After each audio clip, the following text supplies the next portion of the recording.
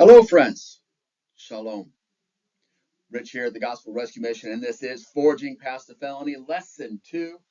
Now, if you haven't done Lesson 1, that is fine. We're going to work with you right where you're at. There are 4 lessons in Forging Past the Felony, and once you complete all 4 of those lessons, and at the end of this, there'll be an email address. I can send you the homework so you can see what that looks like. You do homework for all 4 lessons, you send it in to me, and by doing that, you're telling me you are serious. You really want to get past your felony. You really want a new life, and we will help you to do that.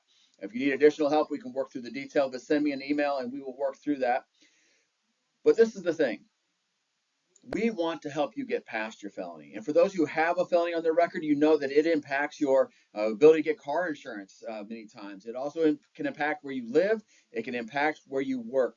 And we want to help you get past that. Now, you can go through the process, the legal process of getting your felonies quashed, and so you don't have it on the official record anymore. But because of the internet era, it keeps coming up. It will show up. People can do a search and they can find all about your past. We want to help you get past that as well because you deserve more. And we're going to talk a little bit about that today. But you can get past it. It's up to you to do the work. You have to build a character. You can't just expect people to say, oh, they're changed, they're different, just because you said so. Words are cheap. Your actions are what we're looking for. So you want to build character and virtue within yourself so nobody cares anymore about your past. Now, a quick story I'll share with you about a gentleman who did that. His name was Adam Brown. Adam Brown was a young man who had a methamphetamine addiction. He had a lot of challenges and a lot of crimes that went with that, a lot of theft, a lot of robbery. He did a lot of wrong. But then one day he decides to get his head right. And he gets his head right and he's out of jail. He's trying to get jobs. He has trouble getting jobs. He has trouble getting apartments, has trouble getting insurance. He has all those troubles that those with felonies have. And he decides, I'm going to join the Navy. Well, the Navy even says, your record is so bad, Adam, we're not going to even mess with you. But Adam knew somebody who gave him a chance. You know, we offer that to you here to be that person who gives you that opportunity and that chance. But we'll talk more about that in a future lesson. But today, Adam is working through life. Navy's turned him down, but he knew somebody who gave him a chance. Now, once he's in, it's up to him to take advantage of that opportunity that was given to him. And so in the Navy, even though he makes mistakes, his character and his virtue keeps rising up. People like Adam, they believe in him. And it's because of how he acted, how he behaved, and how he treated other people.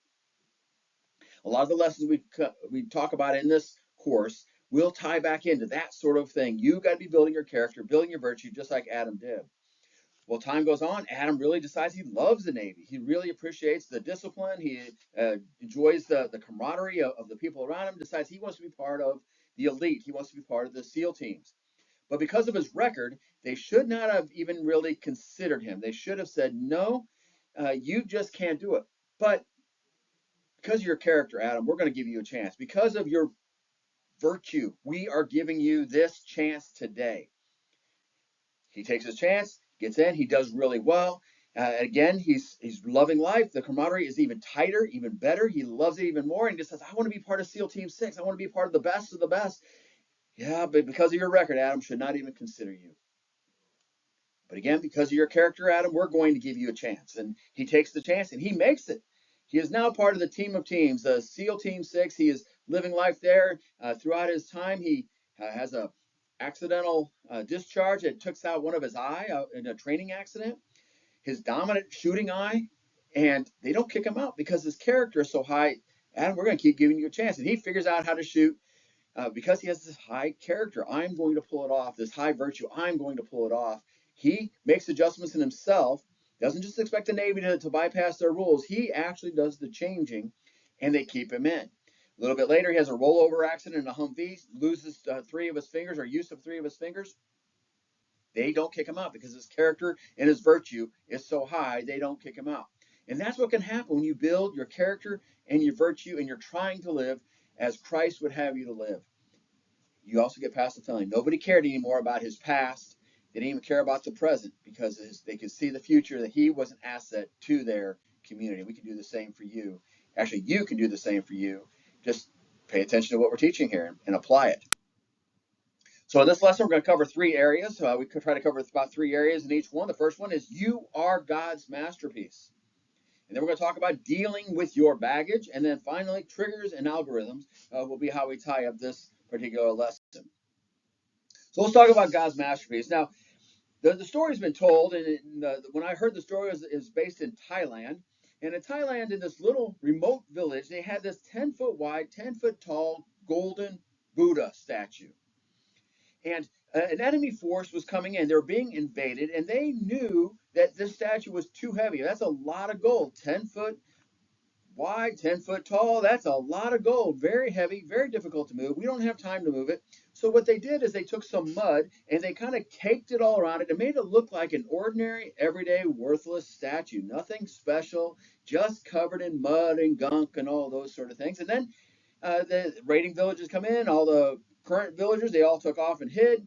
Some of them were probably killed in battle. I don't know how the details of that work, but regardless, the new occupiers looked around. Oh, that's just a worthless statue. It's just there. It's nice. Blah, blah, blah.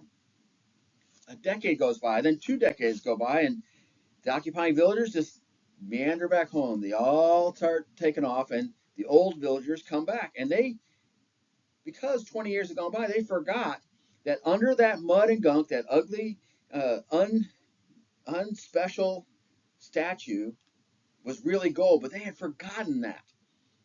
It happens over a couple decades. But one day, as they were, somebody was doing some work, they noticed a little bit of mud had come off of that. The statue is there, and it's a little shiny piece. And got curious. He started chipping away the mud, started chipping it away, and they all of a sudden remembered, oh, this is solid gold. This is great in high value. Now, the same thing is true in your life. You have great value in you. You were designed by God to be a masterpiece. Ephesians 2:10 declares you are God's masterpiece. But I don't know about you, but I don't ever often feel like a masterpiece. I've been beat up and bruised by life and the world, and some of those things even start in the womb, where your mother, assuming she actually wanted you and cared for you, I mean, it'd even be worse if she didn't. But even if she wanted the best, even if you have the very best of parents, there's things. She got stressed, and while you're in the womb, you dealt with your mother's stress. When you were in the womb, if she ate something that didn't agree with you, you felt all that. You were starting to be impacted by that. And as you get older, your kids making fun of you, people looking at you crossways, whatever it is, it starts to add the gunk and junk all over you. And then you have some really deliberate hurts by people, and all these things take place. And now you've got this mud and gunk all over you, but still inside is the solid gold. But you look in the mirror, and all you see is junk. You see a dirt bag. You see all these things. You might see, oh, that's just a felon. Oh, that's just an addict. That's timeout. Let's take a look at this. You are not a felon. You might be someone who has a felony on their record, but it does not make you a felon. You are not an addict. You might be someone who struggles with addiction, but you are not an addict. Do not take that label on yourself. Because all those labels are is it's covering up the gold. It's covering up that piece of who you are. Oh, I'm a mistake. No, you're not a mistake. You're someone who makes mistakes. Very different mindset. Do not take on the identity of felon, addict, mistake, any other kind of negative connotations.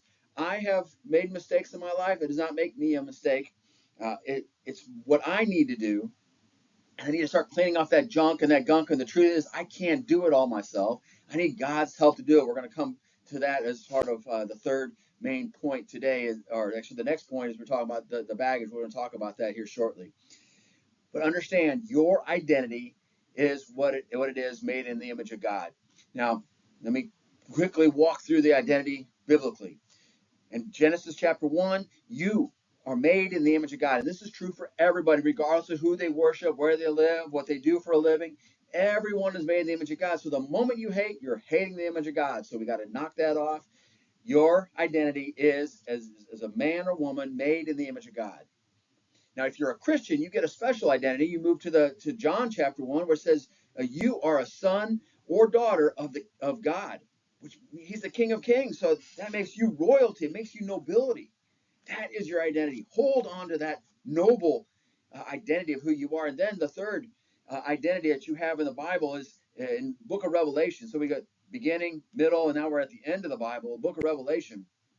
God says there's a stone with your name written on it, known only to you and God. It's his little pet name for you. That is more distinct. It's more personal than just I'm a son or daughter of God. I'm also more. whatever it is God has said for you. God has told me I am a warrior monk, and that is who I am and how I live my life as a warrior monk. So you are God's masterpiece. What does that look like for you?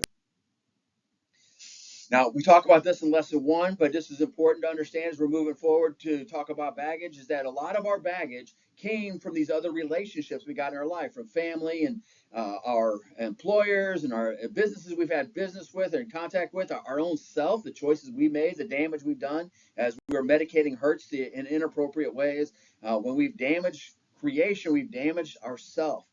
So if you're cutting up, throwing out trash and messing up your community, you have hurt creation. And then also culture. You're doing things anti-culture. Yes, that's cool if you really want to do that, but you can also do damage to that. And then others, of course. So we've been building up some baggage with that. So let's take a look at what that would look like to deal with your baggage. Now you look at this picture. You got people on both sides. They can't see each other, and that baggage is built up over time. You have baggage. And to deny that you have baggage is a lie, and it's just not going to be helpful. We have to understand we got baggage. So imagine you're on one side of this pile of baggage and Jesus is on the other. You can't see Jesus in the midst of all that, but he is there. It does not remove him from the equation. He is still part of the whole situation, and he wants to help you deal with it, but you can't see him. So oftentimes, and one of the roles that we play if you are a Christian is to help people around through the front of that baggage and introduce them to Jesus. That way Jesus can deal with the baggage with that individual. Jesus won't just toss away all your baggage. Sometimes he will just remove some of it, but oftentimes, most of the time, he's going to work with you to remove it. Take it one bag at a time, go through it. You keep this, get rid of that. Keep this, get rid of that. When I first became a Christian, I tried to get rid of everything. And God said, whoa, whoa, whoa, time out, Rich. There's parts that I've put in you, I've wired in you. You use them for unholy purposes, but I got a purpose for them. I'm going to use them for good. So you and Jesus can work through that baggage. And this is a constant process going on for pretty much the rest of your life. As he opens up a new bag and he shows it to you and you discuss what's going in that bag. And this is actually what prayer can be. Okay, God, I'm going to open up this bag. What do you think? What's going on in this bag? What's happening? Why do I feel this way? And we have a whole process for that. We're going to talk about it in another lesson. But really, it's just opening up those bags, letting Jesus go with it and deal with it. First, admit you got it, then work with Jesus to take care of each piece of bags. That way, you can walk away much lighter and much healthier. Now, our final lesson is algorithms. You've probably seen this: stimulus response, or maybe you called them triggers. When I first started doing work with those with addiction, I remember that scrubbing bubbles had been an ingredient in some of the local meth production. And so people, when they smelled that, would be triggered. They would remember, oh, yeah, I remember how that felt. And they would go on with that. Well, if then is computer language. If this happens, then that happens. So when someone's been a smoker, I eat. If I've eaten, then I smoke. If it's morning, then I smoke. If it's and then you do it's automatic. You have these triggers and algorithms, and our goal is to replace the negative triggers and algorithms, the negative ifs, and then replace them with something good. So even if a negative comes, so if someone calls me a name, if someone's threatening me, then my response is to say, I love you. It's an automatic. I've trained myself to automatically, I'm not thinking of a response. I'm not thinking of defending myself. My first response is, I love you.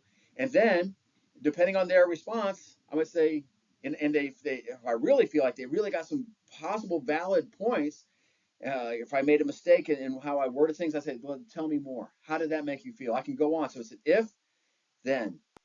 So this is how you build it. It's a lot easier to do it right from the beginning of your day. So in the morning, if my alarm goes off, then I get in. If in the morning my alarm goes off, then I go to my living room. If I go to my living room in the morning, then I will drink 16 ounces of water. If I've drank those 16 ounces of water, then I will put on my workout clothes. And if I put on my workout clothes, then I will come in and do my first prayer and devotional time. And I meditate on God's word. And I do that as if I've done that meditation and prayer time, then I will go for a workout. It's just a small workout I do every single day. If I've done that workout, then I will take care of my chickens. If I've taken care of my chickens, then I will, if I've taken care of my chickens, then I will do my Bible reading for the morning. And I have a pattern and a plan for that. If I've done my Bible reading for the morning, then I will get my first cup of coffee. And it's an if then all day long. And so we want you to build these in your life. If you have a negative habit, then this is how you start to change it. So it used to be that when I got stressed, if I got stressed, I ate a box of ice cream. Well, it didn't work out very well for me long term. It felt good for the moment, but I added on weight. I added on the stress, and if you have too much weight, you can have diseases like diabetes or heart disease. Or I didn't want all that. So now, if I get stressed, then I take a deep breath. If I've taken that deep breath and I still feel stressed, then I will talk with someone calmly, usually my wife or a close friend. If then you start to change what you used to do, you change the algorithm, you're going to change your future. And these can build on each other. The more you build on each other, the easier they get, and the more often you do it. You make this routine. It's a record that you've created with the little, it has the little grooves in it, and you've programmed those grooves to do exactly what was going to be help you become the best version of yourself that is possible. So this is a short version of Forging Past the Felony Lesson 2. If you have questions, don't fail to email me. If you want to do the homework, want to learn more, I can email you the handout that comes with this class. It includes some more videos that you can watch and understand this principle a little bit deeper. But love to coach you, to work with you, to help you become someone who is forged past their felony.